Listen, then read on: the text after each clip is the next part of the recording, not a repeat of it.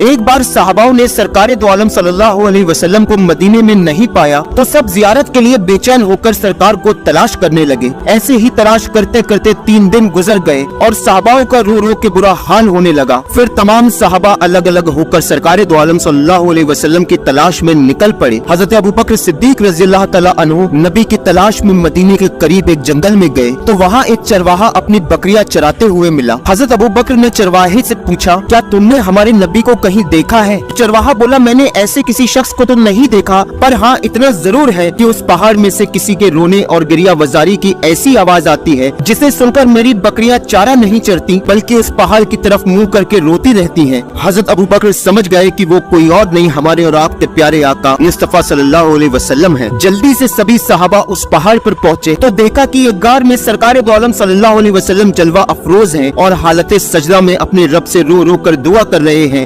میں سرکار دو عالم صلی اللہ علیہ وسلم جلوہ افروز ہیں اور حالت سجدہ میں اپنے رب سے رو رو کر دعا کر رہے ہیں، اے اللہ میری امت کو بخش دے۔ پھر ابو بکر بڑے ہی ادب سے سرکار سے عرض کرتے ہیں، یا رسول اللہ سجدے سے اپنے سر کو اٹھائیں اور گھر تشریف لے چلیں۔ اسی طرح سبھی صحابہ نے آپ کی بارگاہ میں عریضہ پیش کیا مگر سرکار نے سجدے سے سر نہ اٹھایا اور آپ کی گریہ وزاری یوں ہی چلتی رہی۔ پھر ابو بکر صدیق مدینہ واپس آ کر بی بی فاطمہ سلام اللہ علیہا سے سارا واقعہ بیان کرتے ہیں۔ تب جناب سیدہ نہایت ہی پردے کا اہتمام کر کے حضرت ابوبکر کے ساتھ سرکار کی بارگاہ میں چل پڑتی ہیں۔ وہاں پہنچ کر اپنے بابا سے عرض کرتی ہیں، یا رسول اللہ سجدے سے اپنے سر کو اٹھا لیجئے اور گھر تشریف لے چلیں، آپ کے بغیر سب بے حال ہیں۔ پر سرکار کی توجہ کسی پر نہیں ہو رہی تھی، بس آپ لگاتار روئے جا رہے تھے۔ جب کوئی چارہ نہیں دکھا تو جناب سیدہ اپنے بابا سے عرض کرتی ہیں، آپ سجدے سے اپنے سر مبارک کو اٹھا لیں ورنہ میں اپنے سر کی چادر کو اپنے سر سے اتار دوں گی کہ میرے سر کے بالوں کی سیاہی آج تک اس آسمان نے بھی نہیں دیکھی ہے اور جو قیامت برسوں بعد آنے والی ہے وہ کہیں آج ہی برپا نہ ہو جائے۔ یہ بات سن کر نبی کریم صلی اللہ علیہ وسلم جلدی سے اپنے سر مبارک کو سجدے سے اٹھا لیتے ہیں اور اپنی لاڈلی بیٹی کی طرف مخاطب ہو کر فرماتے ہیں کہ اے میری لگتے جگر، آج تم نے مجھے سجدے سے نہیں اٹھایا ہوتا تو میں اپنی ساری امت کو اللہ سے بخشوا دیتا۔ اے میری پیاری بیٹی، اللہ تمہارے سر کی پاکیزہ چادر کو سلامت رکھے۔ اور پھر حضور صلی اللہ علیہ وسلم تمام صحابہ کے ساتھ مدینہ منورہ میں تشریف لے آتے ہیں، تب جا کر تمام مدینے والوں کے دلوں کو سکون ملتا ہے۔